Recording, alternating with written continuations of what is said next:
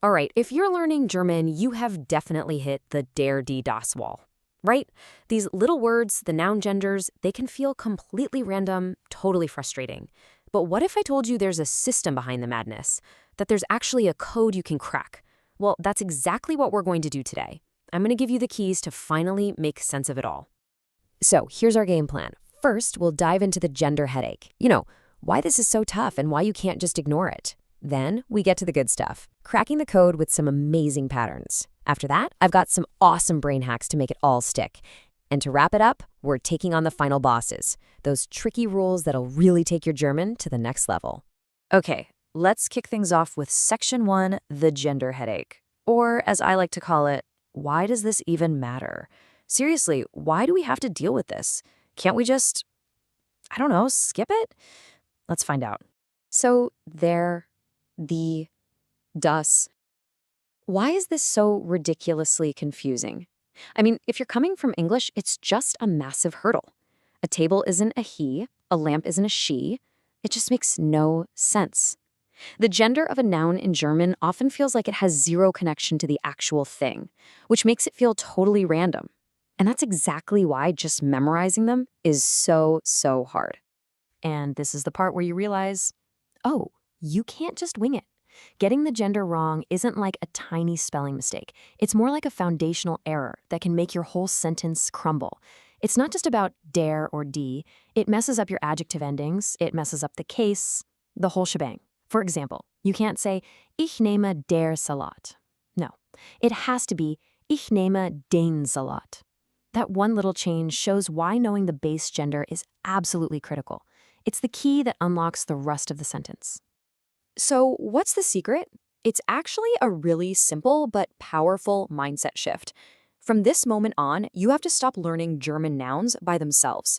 The article isn't optional. It's part of the word. You're not learning Tisch. You're learning der Tisch. You're not learning Lampe. You're learning die Lampe.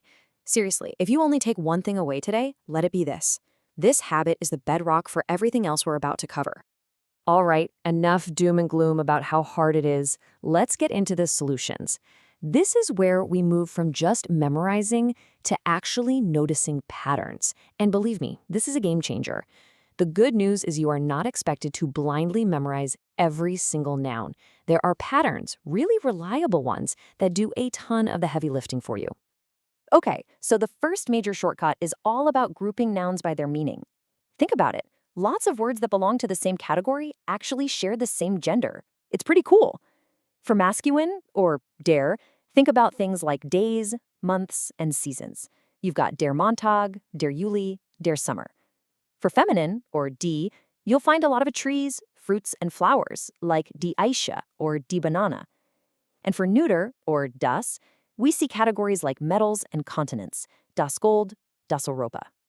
Now this next one, this is the real superpower. It's all about looking at the form of the word, specifically its ending or suffix.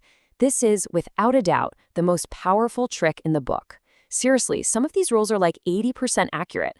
Once you learn them, you can correctly guess the gender of a word you've never even seen before. For example, if you see a word ending in ung, like die Zeitung, the newspaper, you can be almost 100% sure it's feminine. See a ling at the end, like in der Schmetterling, the butterfly, that's going to be masculine. Okay, but what about the classic example everyone brings up? Das Mädchen, the girl.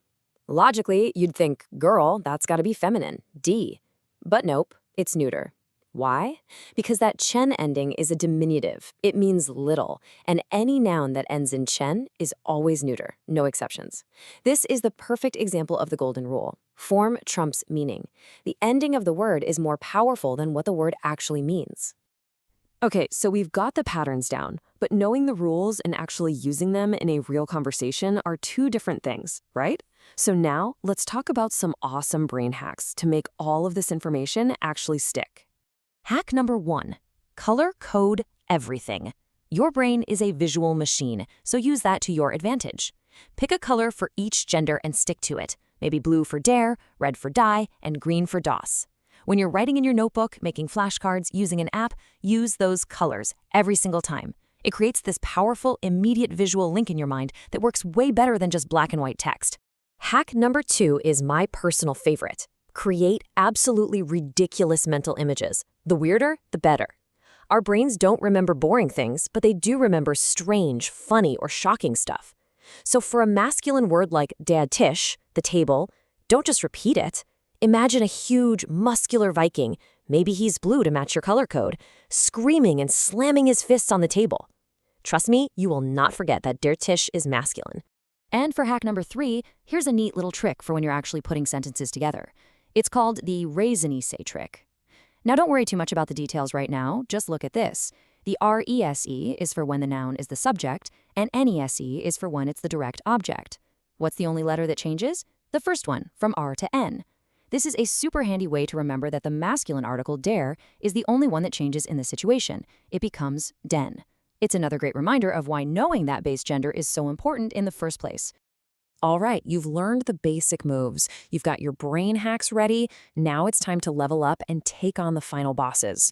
These are a couple of the more advanced rules that can catch you off guard if you're not ready for them. First up, compound nouns. You know how German loves sticking words together to make super long new words, right? Well, how do you know the gender of a word like Hausschuh, which is made of das Haus and der Schuh? The rule, thankfully, is incredibly simple. The gender is always determined by the very last word in the chain. Since the last word here is Schuh, which is der Schuh, then the whole word, der Hausschuh, is also masculine. Easy, right? And here's a tricky one. Some words have multiple genders, and the gender completely changes the meaning. This is where it gets really important. For example, der See is a lake, but die See, that's the ocean. Totally different things. Or der Band is a volume of a book, while das Band is a ribbon. So you can see the article isn't just some minor grammatical detail. It can be the difference between talking about a lake and the entire ocean. Whoa, okay, deep breaths, don't panic. We are absolutely not going through this entire chart right now. The only reason I'm showing you this beautiful, terrifying grid is to prove a point. See that first column, gender?